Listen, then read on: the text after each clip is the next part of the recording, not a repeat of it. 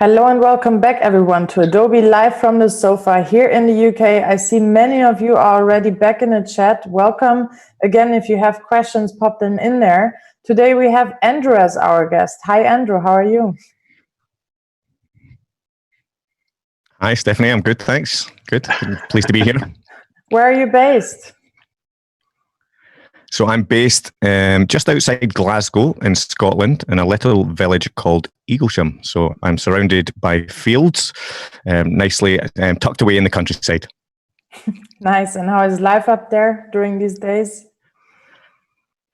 Yeah, I think pretty strange. I think we're all fine figuring out how to adapt at the moment. But yeah, I think our whole team has obviously been remote for a few weeks now. So we're all figuring out how to run a creative agency from our bedrooms. So that's been a challenge, but it's also been something great to watch. You know, our team come together and kind of work differently, and I suppose start to innovate in different ways as well. So. And of course, we have Rufus. Yeah. Hey everyone. Yes, I'm here as well. Hello, Stephanie. Hello, Andrew. So great to have you here. I'm looking at the chat very quickly, and there's Angus already, Zlato, Kirsty, Azadullah. Tim Merbest is our technical person in the background. Sometimes you hear his voice, but he's there, and he's also in the chat. Who else is here? Andreas, D, Ray, Angus. And I read something really cool, and that Angus really enjoyed yesterday's show, looking forward to today. And shock horror, I even picked up my pen and started to draw after decades of not. And this is exactly why we do these daily live streams, is to give you inspiration, to give you a little push into the day from noon to 1 every day here in the UK with UK artists and designers and photographers. And this is our, correct me if I'm wrong, Tim, I think this is our 12th stream from the UK. So there is a lot of replays already. If you feel like you want to hear more, if you've just come into these Adobe Lives, they're all underneath what you're looking at now on behance.net/live. If you're watching this on YouTube, scoot over to Behance, because this is where all the chat action is happening. We don't monitor the YouTube chat at this moment, so come on over to behance.net/live and chat with us in the chat. And the cool thing about these live sessions is, of course, that we can ask questions live, and you know, anything you have to ask Andrew or Stephanie or myself, feel free to do that in the chat. This is why we are here. And oh, well, thank you, Akin. I'm not going to read that, but good morning. Oh, we even have people from Florida. Okay, so people are waking up on the East Coast as well. So these streams are, of course, to celebrate creativity in the UK. And today we're together with Andrew Dobbie from Scotland. And I've met Andrew after the stream with Craig Black, because Craig Black showed a mural that he created for Andrew's agency, and that's how we got to know each other. And so I'm super happy to have you here today, Andrew, and let's get it started. And who are you? What do you do? What's Made Brave? Yeah, so thanks, Rufus, and thanks everyone for joining in and coming to spend an hour with us. So hopefully I'll try and entertain you and kind of give you a few kind of lessons on branding. So along the way, and tell you my story. So I'm Andrew. I'm the founder of a creative brand agency based out of Glasgow called Made Brave. If you want to check us out, you can see our web address there, Made Brave, or you can find us on most channels under the handle @MadeBrave. So yeah, we're a creative brand agency. We spend our days helping people make their brands bigger, bolder, and stronger. We've recently been named as one of the top independent agencies by The Drum in the UK, and also just been named as one of Campaign Magazine's best places to work. So we're very proud of those titles. We also have and run a content agency over in Edinburgh, which is the capital city of Scotland, called Campfire. And this is Lewis, along with Stephen, one other, three of us run these two agencies together. Lewis is the founder of Campfire. And so together we merged a couple of years ago to create a group. So we have the Born Original group where we run both of these agencies, both Made Brave and Campfire. So yeah, as mentioned, we're placed in Glasgow, Edinburgh, and we have a small studio in London as well. So we kind of work across the length and breadth of the UK. However, we work with clients all over the world now. The world is increasingly becoming smaller, as we're all very aware over the last few weeks. And so this is the Campfire studio over in Edinburgh. Campfire deals mainly with brand film, production, motion graphics. And between sort of Made Brave and Campfire, we have just under 50 people. Designers, copywriters, motion graphics, project managers, account managers, 3D artists, and kind of all the other sort of support services and members who you have in an agency. We work with some of the kind of biggest and sort of best startups in the world, and very fortunate to work with kind of brands like Nestle at the moment, working on a lot of projects like digital brand guidelines, and we just recently filmed a film for Hard Rock Hotels, a global brand film for them. This is our studio in Glasgow. We miss it dearly. We literally just moved into the studio, so this is in the east end of Glasgow. We have a big event space. We have our own content studios in there, where photography studios, film production studios in house. This is the Made Brave bar, and we have lots of little quiet chill out areas, lots of meeting spaces, coffee bars. And this is the actual creative studio itself. So as you can see, it's very vibrant. I'm a big believer that the place you put people in, can really inspire and bring the best creativity out of people. We actually just launched the studio with James White of Signal Noise. You might have come across him. If you haven't, go check him out. James is a sort of neon-infused digital artist, famous for this kind of 80s neon style. So we worked with him. He created this kind of cool power glove kind of a visual with us. We brought it to life. We kind of projection mapped our building. We kind of created a mural in the studio, and we had a huge party. And this was literally just like a few weeks ago, before this whole kind of COVID thing happened. So, we met James through our podcast. So we run a branding and creativity podcast. It's called Just a Chat With. It's a video podcast. It's right here on YouTube. If you want to find it, we've had some amazing guests recently. Michael Wolf of Wolf Wallens. We've had James, obviously. We've had Noah Klokek, an art director at Pixar. We've had Martin Neumeyer, the brand Gap. Gavin Strange from Aardman, and a whole host of other people. So if you're into the creativity, which you obviously are by tuning in here today, it's a great place.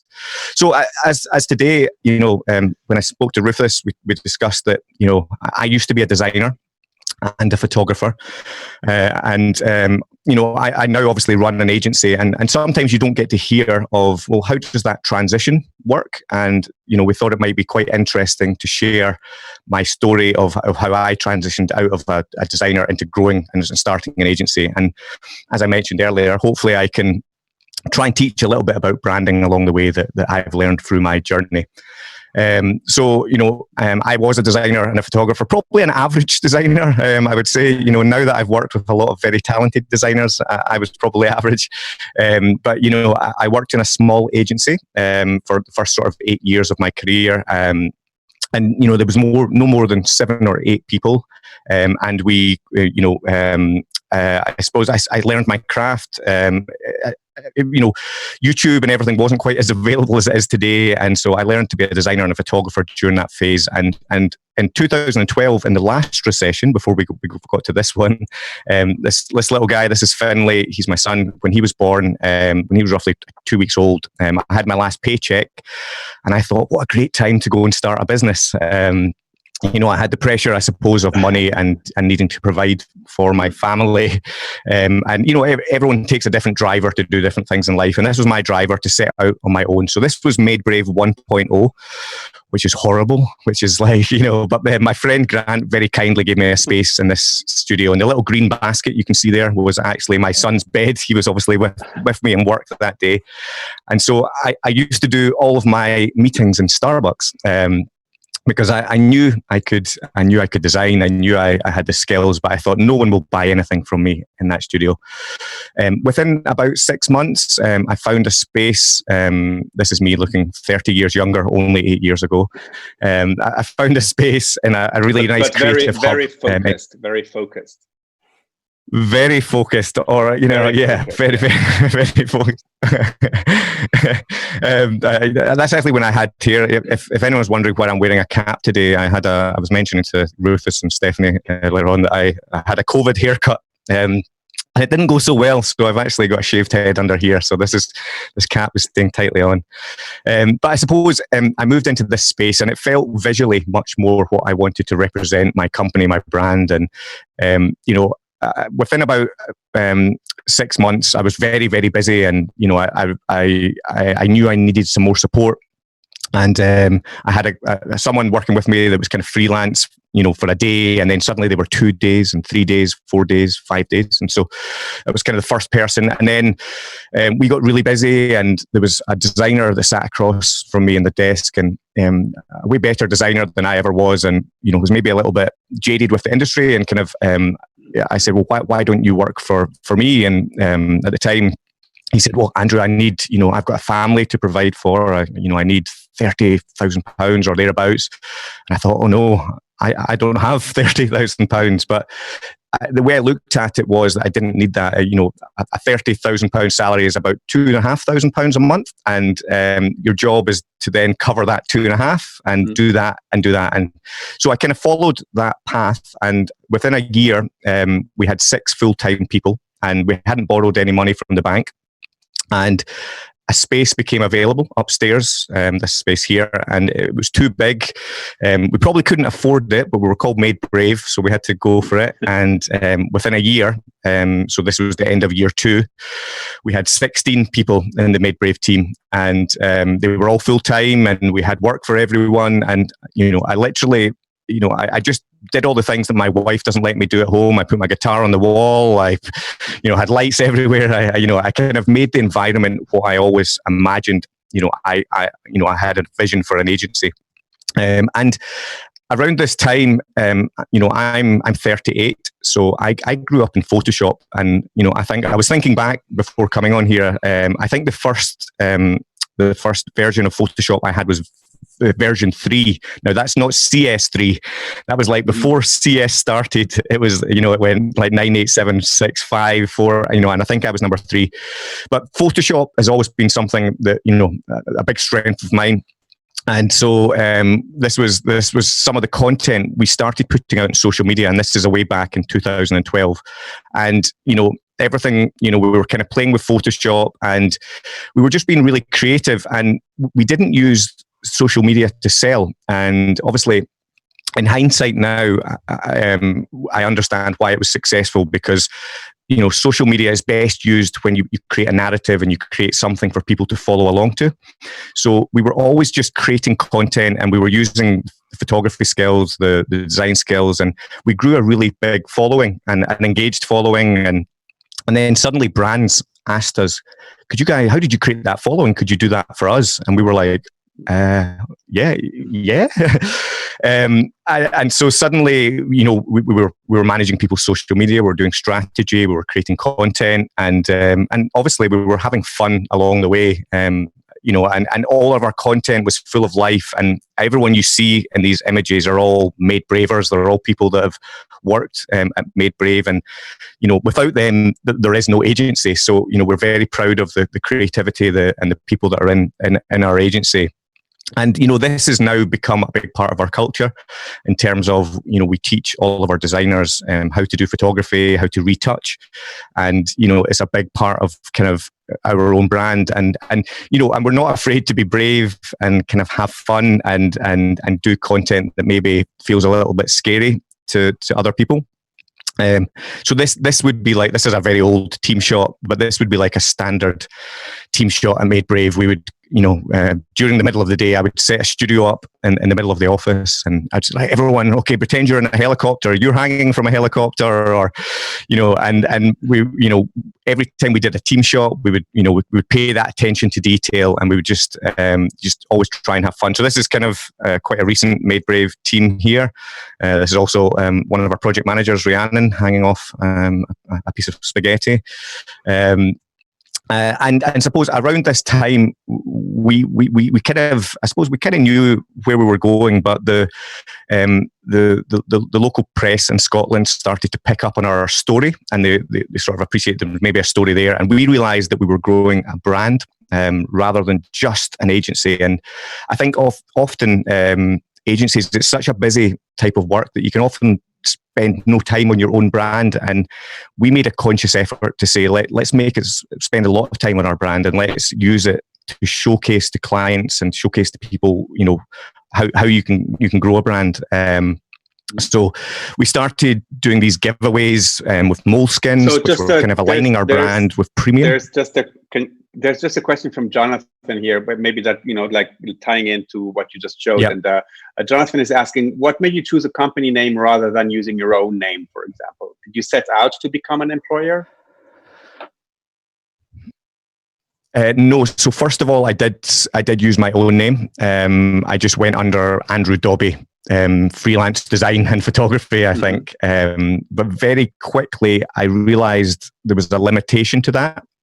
And it almost, when you have a good name, when you have a great name, you can end up, if you imagine with Made Brave, there's so many themes that we can go down of boldness and braveness. And, so I realized that the personal name would just kind of limit it. And I wanted it to not just, I wanted it to be bigger than just me. So yeah, there's a great book if you're in the process of trying to find a name. It's called Hello, My Name is Awesome. I can't remember the author, but if you type it in, you can get it on Audible. Hello, My Name is Awesome, and it's a really good book for that. So yeah, around that time we were doing these keep cups, and then weirdly people started to ask us, could they buy these things? And we never thought, well, this seems quite normal now that companies have merch, but back then, not really anyone, business to business companies didn't really have merchandise. So I used to do a bit of mixed martial arts, and so the club that I trained out of, a few of the fighters had just been signed for the UFC. So we worked with Joanne Calderwood, Stevie Ray, and Robert Whiteford, and we created these like awesome compositions. So these were all shot in the studio. There's like a couple of bits of stock in the background, and then they were all composited in Photoshop.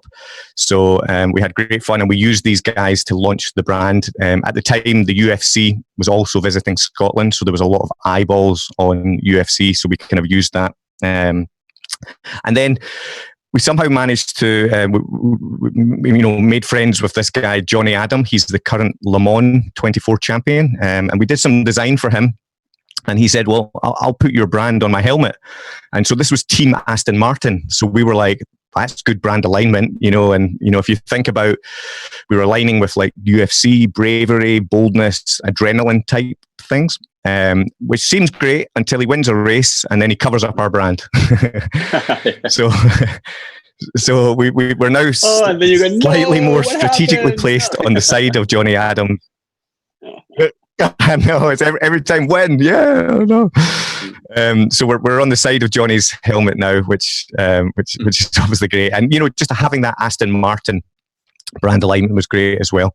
But what this merchandise did, and the kind of the things that weren't normal, was creating a tribe for our business. It was creating a tribe of people that were going out and spreading the message of our agency. So it started to snowball and grow really quickly, because when anyone asked for a recommendation, you had all these people that had an interaction with us. Even if they weren't ever going to buy our services, the tribe believed in the same things. They believed in the power of creativity, and they believed in what Made Brave stood for. But as well as that, I was out, and I've probably done at least 2 or 3 public talks every week since Made Brave started. Sometimes more, sometimes a little bit less.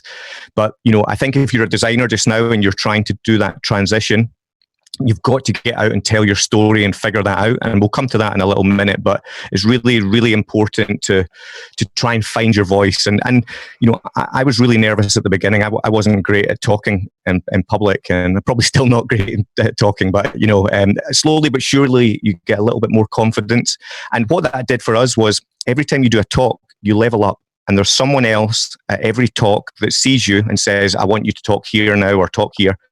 Until, so from there, Google approached us and asked us to create all their sessions for Digital Garage in Scotland.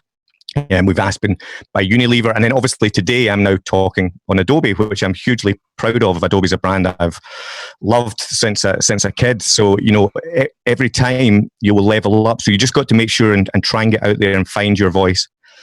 And I suppose that we then had to move again. So I've done a lot of moving in 8 years, and we found this space in the East End of Glasgow. Now, the East End of Glasgow is perhaps a little bit like Shoreditch in London used to be a few years ago, in terms it's maybe not the most desirable. And people said to me, Andrew, you can't move your agency out to the East End. All the business is in the centre.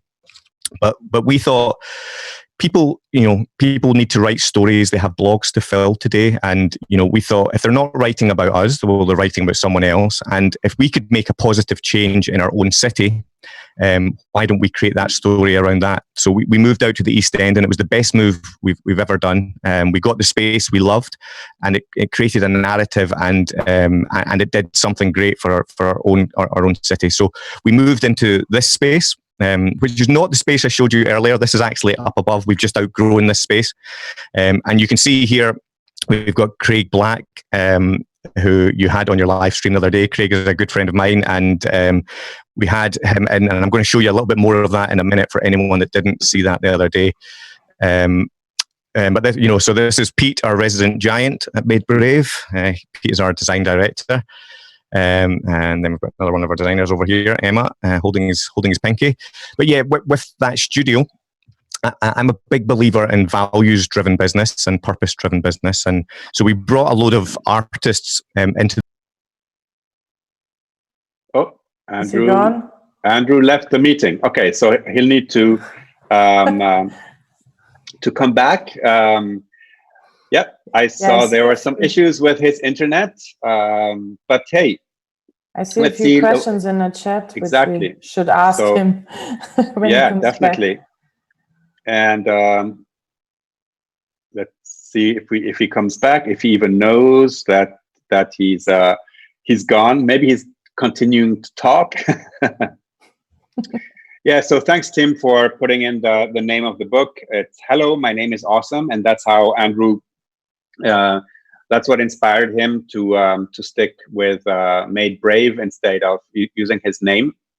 And I think this is a good idea if you're setting out to create an agency or to create a service. It's something that you want to be able to grow. That's something that should be kind of all encompassing. And I think it's a good idea in this case to not use his name, which he used as a freelancer, and create that new brand, Made Brave. Let's see. Yes, try to call him.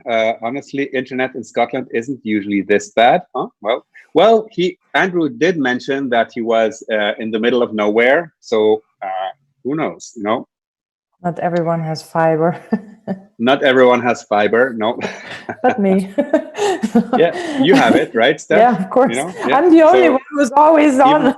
even if my internet breaks, yeah. I'm running a one-man show. No, Tim is still here. Yeah. And Angus says, sounds like Made Brave just went out and did a lot of fun stuff and got noticed by accident. Well, I wouldn't call it accident, Angus. I think creating content on a regular basis and, really leveraging social media, working on your brand and things like that, that's a lot of hard work. And the second you think, oh, now I've made it, I think that's probably when things will go south. So I think what Andrew did is like put a lot of work, and it's kind of weird to see how also one of the factors that pushed him to create the agency or to start thinking outside of the box, like beyond just Andrew Dobbie, the freelancer, was the birth of his child, and this is definitely something that that clicks to people, and where where things suddenly change, because then you have to get serious. I just put in the link to our Adobe Live we did with Craig, who is Andrew's friend. Oh, with Craig. Okay. Yeah. Yeah. Perfect. If someone wants to replay that. Yeah. And Craig. let's ask Tim. Tim, could you send an email to well, maybe he's not checking this email. Let's see. Can you send a pigeon to Andrew? Yeah. Or maybe his phone number is on back. the. I'm back. Yeah. Sorry. Hey. Oh, wait. Oh, there you go. Okay. Ooh, we've been talking about you, and at your. Oh, there we go. Screen sharing. No. Okay, cool. Yeah, behind your back. Back. Oh, I'm sorry about that. My internet is not very great out here in the country. Yeah. So, and we were imagining that because you're in the middle of the countryside, this can happen. Like fiber doesn't go there, right? Yeah, exactly. Unfortunately, no. Will I jump back in? Yeah. Yes. Right back in. We've been answering a couple of questions, but maybe before you restart, let me just scroll up here. We had a few questions. Yeah. So how did you get in touch with customers? I mean, Adrian is asking that. How did you get in touch with customers to make the agency grow? He understands that there's a lot of social media involved. Do you actually go out there in person, or is it like all word of mouth right now? Sure. So I think it's a blend of a few things. I think people often think to use social media and get your message out there, but I think human to human contact is really important. So meeting people, get there and meeting people, and it's a blend of getting out there and meeting people, and getting to know people. It's trying to do kind of thought leadership stuff if you can. So if obviously if you can create a talk, if you can figure out your narrative, well, you're that one person on a stage talking to 100, 200, however many people, and they're focused on you. Also, of course, you've got to do good work, but kind of that should be a given. I have always looked at that. If you can't do the good work, you shouldn't be in business doing it. So you've got the combination of those, and then also, if you can use social media to kind of build that narrative. I'm very big believer in don't use social to be like, we can sell websites or do design, or it's kind of show that with creating amazing content, and show that with, sharing things that show that you're talented at what you do. So a combination of all, not one thing is the right thing. You have to do all of them all the time. But usually though, once you find that first relationship, that will snowball into the next one and into the next one and then the next one. And then if you add on these other layers, then it gets easier and easier. And now, we find ourselves at Made Brave as we get mostly inbound. So we don't have to go out looking, because people love the brand. They see the work that the agency does, and they now want to buy from us. And I suppose that's the game as a creative, is to make people buy from you, not trying to sell to them. So also, we always find doing like self-initiated stuff. I suppose all this content we make for our own brand is kind of self-initiated creative. And when you do that, you put out what you want to attract back, and then people tend to buy that from you. And I think this is a very important point that that I also invite the people in the chat to think about, is that you have to create the things that you want to be doing, like the things you love to do. And the more stuff like that you publish on Instagram, on social media, and you actually show the world what it is you want to do, then people will come to you for just that. And this is why I'm always saying, yes, maybe you're also a good photographer, maybe you're a good videographer, but what you need to understand is, what is it that I really love to do and what I want to do for the rest of my life, or maybe for the foreseeable future, let's say. And that's how, this will attract people for exactly that specific thing that you love doing. So never post things that, that are half-baked, or things that you don't truly believe in, and focus on the things that are 100% you and what you love to do, I think. And I think, this is a great example of what you did, Andrew. I totally agree with that. Is put out exactly what you want to get back, and even if you don't have work for it at the moment, do it for free. Do it for do it for your friends. Do it for yourself. And what will happen is people will see it, and they'll see the love and the energy that's gone into it, and they'll want that, and they might want that in a different form. But yeah, it's definitely the right approach. I never thought I would, when I was young, photoshopping my friends' heads on other friends. I didn't think that would turn into work, but here we are. With Craig here, we brought these artists down to bring to life the values that we have made brave. So one of our values is 250 and beyond, and created this awesome mural.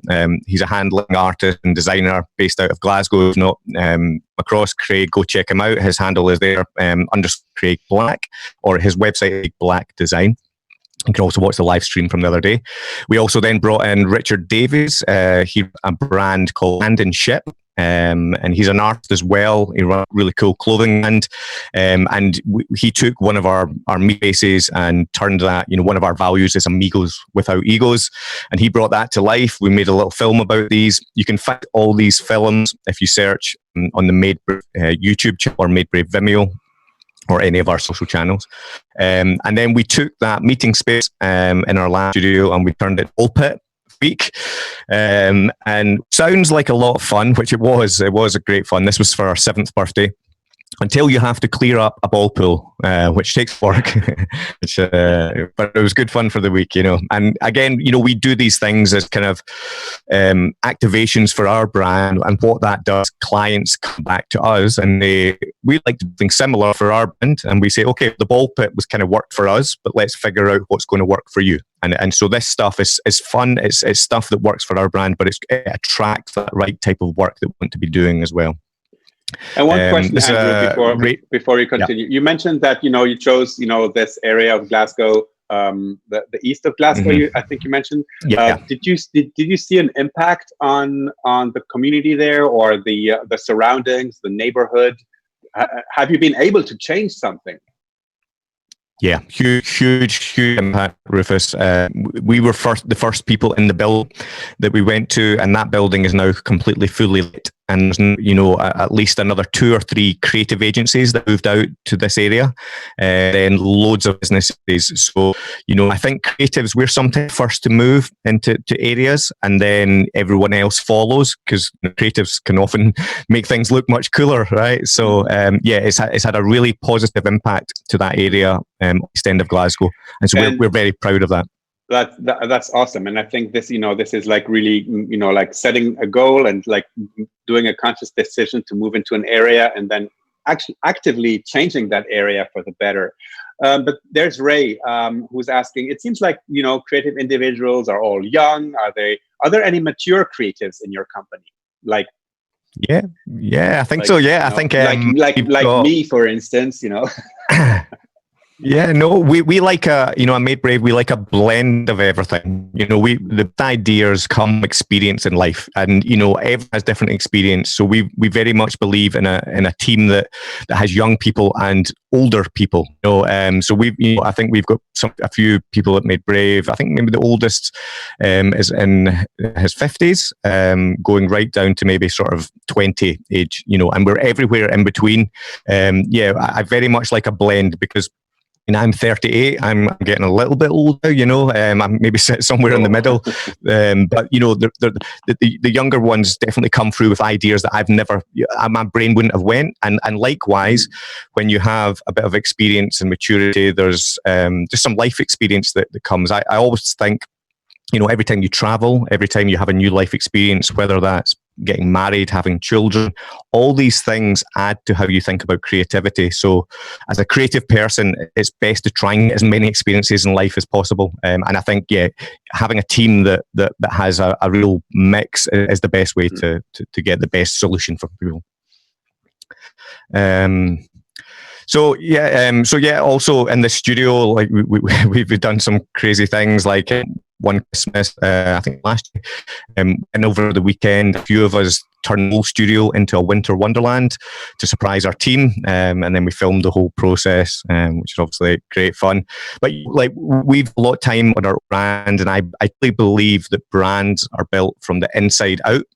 And it's done great things for our business in terms of one Employer Brand of the Year and Agency Culture for the Drum last year.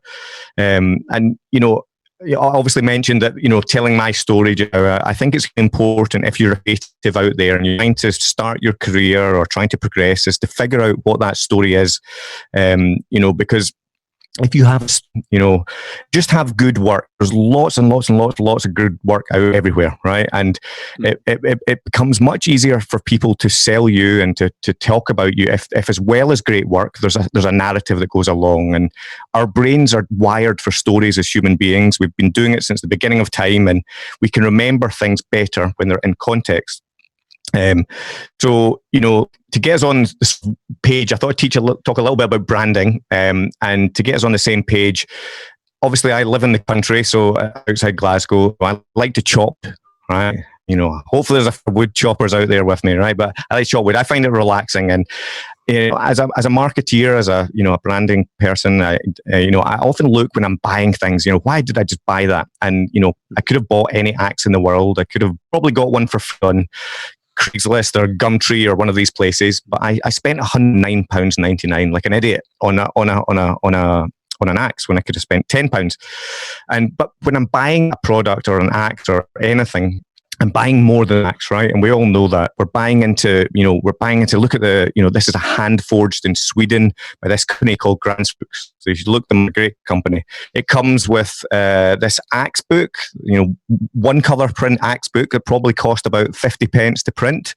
And it's got a 2-year guarantee that I'll probably never use, but it comes with a leather saddle. So I can take a picture and I can get my Instagram dopamine hit. And it's also gamified, right? So there's loads of these.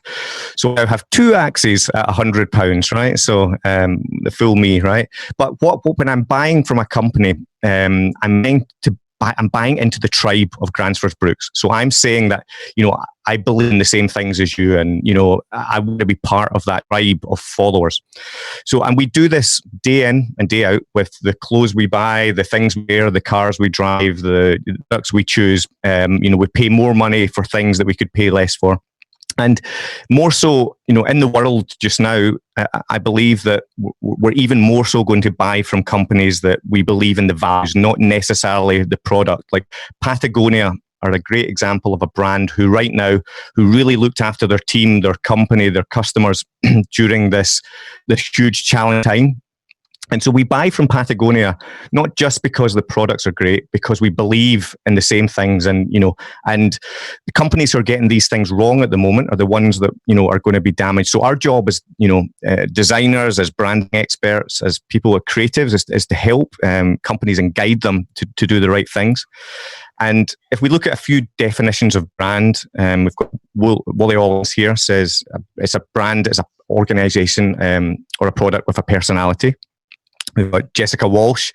She said, if no one hates it, no one really loves it. And that's about, for creating a brand today, you've got to put your flag in the sand, and you've got to stand for something. You've got to tell the world what you believe in.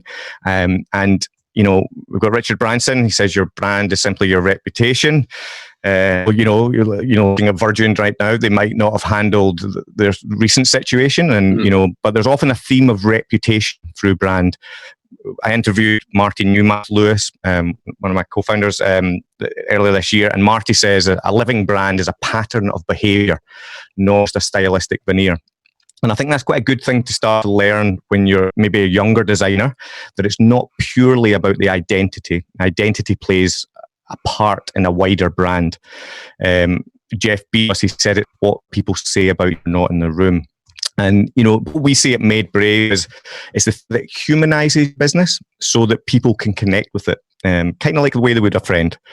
So, you know, this is maybe a good one to screen if you can, or obviously you can play back the video later on. But we often talk about brands, often think of them like a person, and it's a good way to look at it, that beyond making money. So when I started my agency, my trigger was to make money because I had to provide for my family. But beyond, once we feed ourselves and we have a roof over our head, we need a purpose. We need something bigger in life to get out of bed for. We need a vision. So where are we going? What are we going to become? How are we going to take a team or a tribe of followers or customers? We need to tell them where we're taking them. And then we need goals to make sure we get there. And then values, I mentioned that earlier. We need to put out into the world what we believe in, and that's much like when Rufus talked about, you know, putting out the work you want to believe in. Put out the behaviours that you want, and you will attract people back to you that have the same. You know, and then we have a personality. We have a tone of voice. Tone of voice is very important in today's world right now because, you know, if brands get their tone of voice wrong, it can be very damaging. And there's all these other things. Now, I'll not go into each of them just now. I want to talk about specifically, if we had time, you know, purpose, values, and story is kind of what I've weaved through my talk for you guys today. And if you struggle, if you're, you know, this is quite a good thing to go and do. Simon Sinek, he has a great book called Starts With Why. He also has a TED Talk. I think it's 7 or 8 minutes. And he's talking about people don't buy what you do; they buy why you do it. And you know, he's got some great tools to help you uncover your purpose. And if you can bolt purpose on your creative output, you can start to sort of build that kind of brand or that personal brand. So, but Made Brave, hopefully it comes clear, but, you know, our purpose is to inspire creativity in everyone. You know, I think, you know, my today is if I've fulfilled my purpose, that someone on this, you know, on this live chat feels inspired by something said, and maybe send them off in another direction. And so when we create content on social, it's always about inspiring, never selling. We do, you know, people don't like to be sold to, but they like to buy from people. And so, you know, as part of bringing that to life recently, we created a support group on LinkedIn for the creative industry. So if you're struggling now, if COVID has impacted you and your work and your, you know, we've created a group. There's over 3,000 people have joined in the last week, and they're sharing resources on, you know, grants, loans, and just, you know, if you're a freelancer, it can be quite a lonely time. So there's a group of people that you can kind of come in and join if you want to do so. We have another value, weird self, and that's an understanding that we're all very different and our brains all work slightly differently, but that's a good thing, and we should appreciate that and appreciate people's differences. And we also use Be Your Weird Self at Made Brave as one of our values to allow us to talk about mental health and you know, use it as a positive message. So we brought Nuria Boj, if you check her out, she's an amazing animator out, and James Grant here, who is an audio composer. There's a great little film. If you search for Be Your Weird Self on YouTube, we've made an animation and a song. And then I've actually got it here. Oh.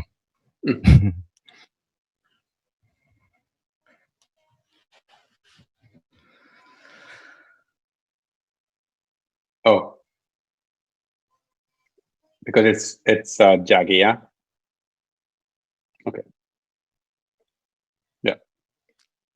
Maybe we can ask a question. Someone is asking, may I use this for my teaching to design students?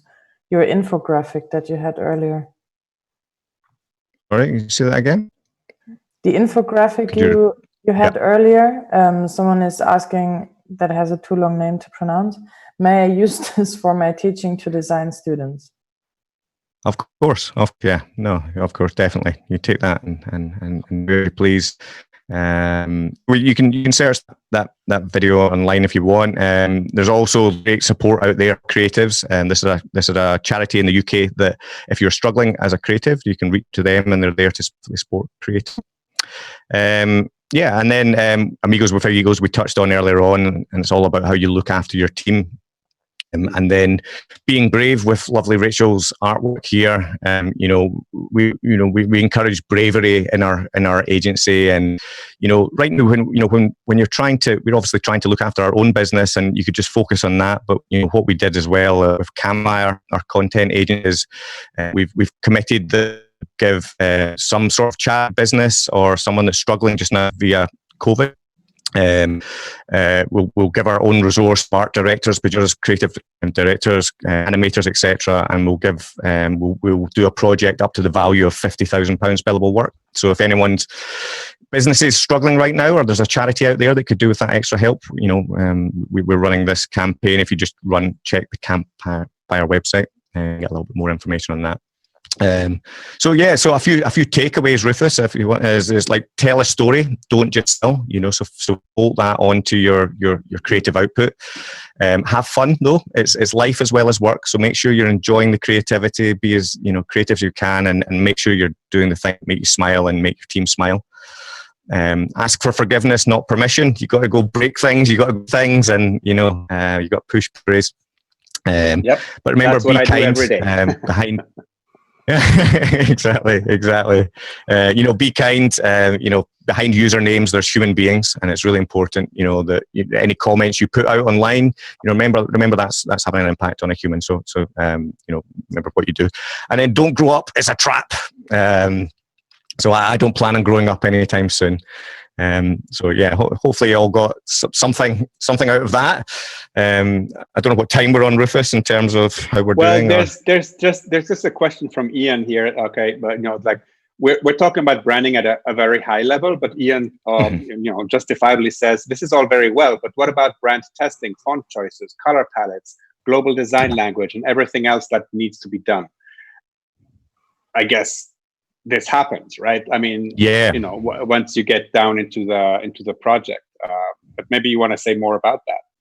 Yeah, of course. That's a huge amount of the work that we do at Made Brave, is the building out brand guidelines for everyone. And so, there's a lot of work, and it's just as important as the other stuff. It's the balance of all of these things together to make the best brand. That's a lot of, as I say, the projects that we do is, we're building, 150 documents, itemize everything, visually throughout a brand, from type size to how to use images, visual style, and patterns and everything. And so it's the balance of all of these things, really. Yeah, and James probably came in later because you actually answered that question, but maybe it's nice to come back to it. Is how do you financially take that step to start the business? Did you leave a job or work for a part-time job? What was the risk of needing to pay rent, mortgage? How did you make it work from the get-go? Be brave, right? Yeah, exactly. Yeah, I was maybe a little bit naive at the beginning, but I literally didn't have much more than my finance, so I had just over £1,000 in the bank. And at the time when I started, I did a few things at once. So I started doing the design work. We're quite fortunate as creatives in terms of we can do a piece of work, it leads to another piece, and you can make money. Whereas if you're creating a software startup, and sometimes when you're doing that, you need investment up front. However, I also did baby photography at the same time. Baby photography, I was doing wedding photography. And I was all three things, and then I discover one rose top. And for me, the agent work started to become more, and so I turned off the other two. So sometimes it's a little bit of a balance of doing multiple things. You need to work hard at the beginning. There's no denying that. You need to put some effort in and some time in. But if you put the passion in, if you put the hard work, the success should come for you as well. We have a question. How do you get new clients during this time? So just now, it's obviously a challenging time for everyone to find work. A lot of markets closed overnight. A lot of companies have just pulled back on budgets, and I think if you have clients at this time, the thing to do is to be on the phone and talk to them. Don't phone and try and sell something. phone them and try and understand where their challenges lie, their problems are.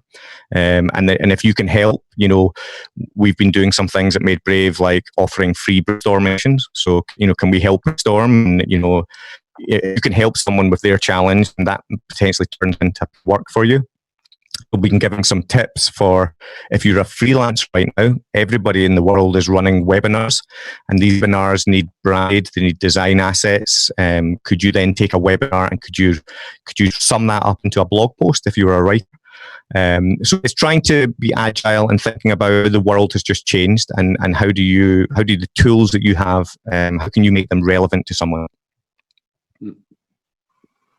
What would you say is the biggest difference between back then when you were a designer and a photographer and now an agency owner? I think, I probably get my creativity out in a different way. I stopped designing a couple of years into Made Brave. I just found there was too much, the balance of the pressure on the brain, looking after an organization and leading an organization and trying to do the craft at the same time. So it's not right for everyone, depending on your status. You might be able to do both. So my creativity now comes out in creating a brand for Made Brave, on leading the business, whereas previously it would have been in the detail of a project.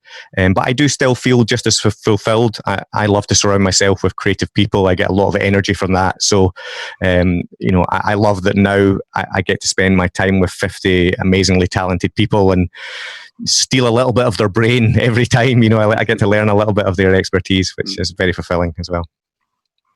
Was there something at the beginning of your career that you did where you thought this was great and must be your breakthrough, and then you realized it was actually not, and what you would do different if you could do it again today? I think sometimes people see the growth of a business. We're 8 years old, and we grew very quickly in the first 2 years, and people saw that, how did you grow so quickly in 2 years? It was actually a lot longer coming, in terms of, for maybe 10 years previous, every single month I was buying a piece of photography gear. I was chipping away. I was, with what little money I had, I would upgrade a flash or a lens or something. And, when I was younger, I also worked as a sales consultant for a phone company. And I saw that would have a benefit to my later life. But when I got to about 30 years old, my design skills plus selling skills plus my camera equipment all aligned. And so I think you can't start early enough thinking about where you want to get to. So if you can, I always knew at some point I would run a creative company, or thought I would do.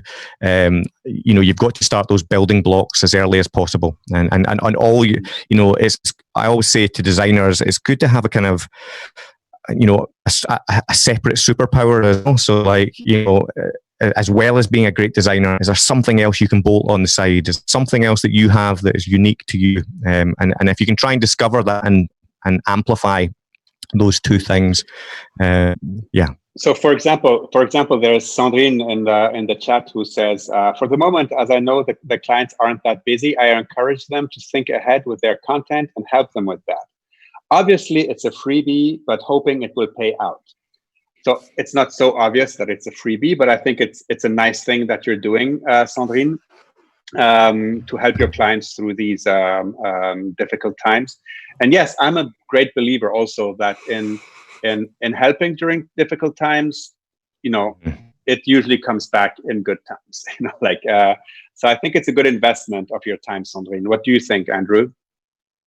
Yeah, I definitely thought. I think I encourage anyone. How could you become part of the solution right now? There's a great brief that the UN, the United Nations, put out that kind of all times for creatives. You just go Google it, you'll find it. And that's one thing you can do to be part of a solution. That if you can create some motion graphics or artwork, right, and put that out into the world, mostly what likely will happen is you're spreading a message, and someone will see your work and say, I love that. I want something similar for my brand. We're going to hire you. So yeah, I think definitely I believe in good karma, something good for people, and it comes back to you tenfold. Mm-hmm. And do you have maybe like there's Priya? She's a student. I'm soon to graduate, and I'm currently looking for a full-time work, but due to the coronavirus situation, I'm struggling. What would you suggest in terms of getting freelance work? Well, my suggestion personally is,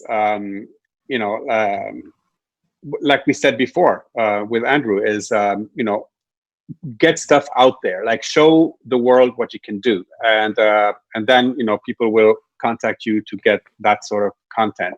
I don't think there's a magical, it's so much different from 10 or 20 years ago when looking for a job, because more and more employers are actually looking for talent, and they're searching, they're scouring into Instagram, Behance, websites and stuff like that, and finding talent and expertise like that. 10, 20 years ago, you still had to go around with your portfolio from agency to agency and hope that some art director would like what you've done without even speaking to you.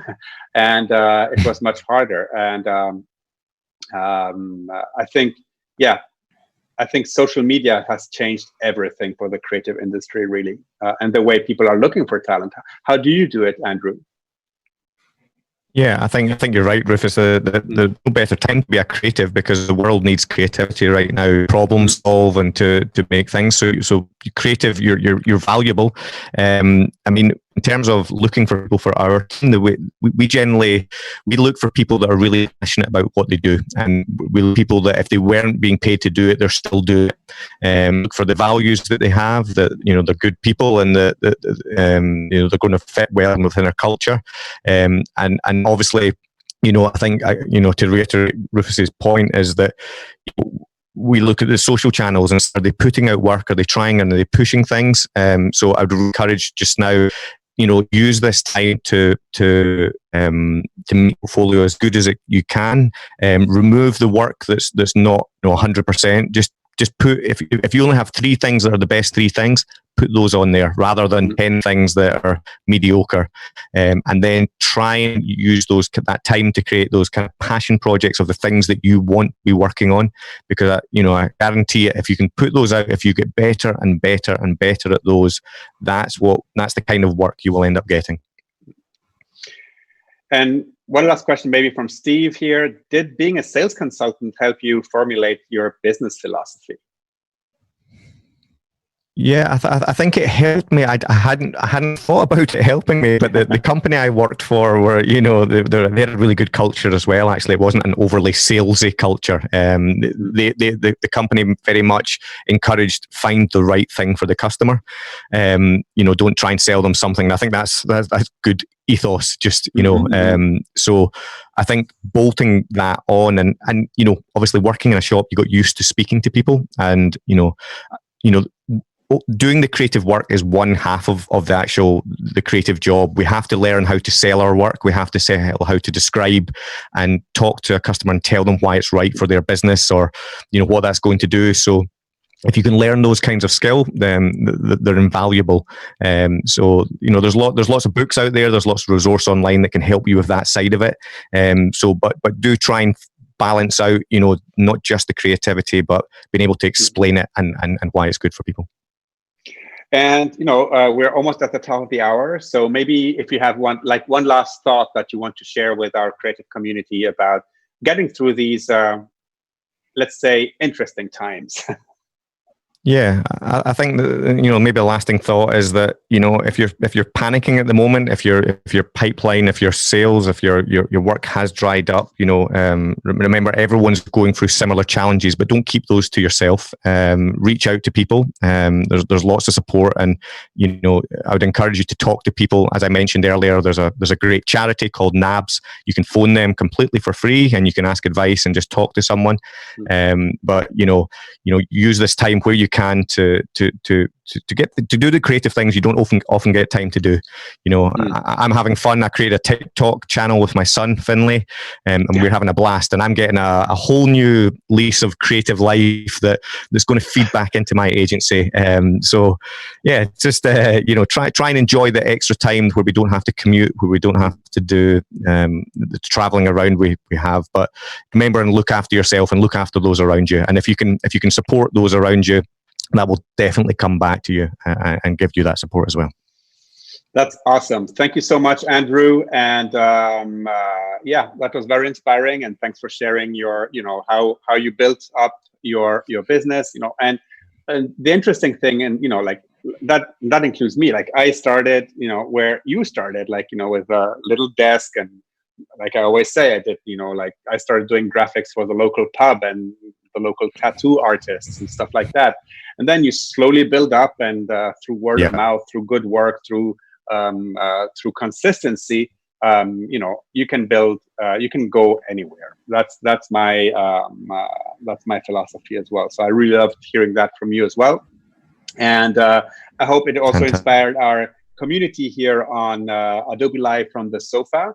Tomorrow, we will have an illustrator with us, where she's going to be using Fresco for that. So there's going to be some drawing happening on the stream. Her name is Rachel Presky. And so that's going to be super interesting. But there's also going to be another surprise tomorrow, because we're going to be introducing Emma Lexstrate, who is our brand new content and community manager for Adobe Live here in Europe, and she will be co-hosting with Stephanie. So that, I think that will be super interesting and fun. So I'm looking forward to see that interaction as well. So again, thank you so much for joining us here on our daily, you know, live from the sofa here on behance.net/live. Thank you for all of your questions. Thank you for your support. I hope we could give you a little bit of, you know, creative spark in your day-to-day. And as you know now, we are doing these on a daily basis, and we don't miss a single weekly day. We don't stream on Saturday and Sunday because, you know, we have to rest sometimes. But every day we're here from noon to 1 here on behance.net/live. So see you tomorrow. And Stephanie, maybe you have a couple of last words. Yeah, thank you everyone in the chat that you joined us, and thanks Andrew for your story, and thanks Rufus for bringing Adobe Live to the UK. Well, you're all very welcome, and see you tomorrow. Oh, not me, Stephanie. And thanks everyone. Bye-bye. Bye.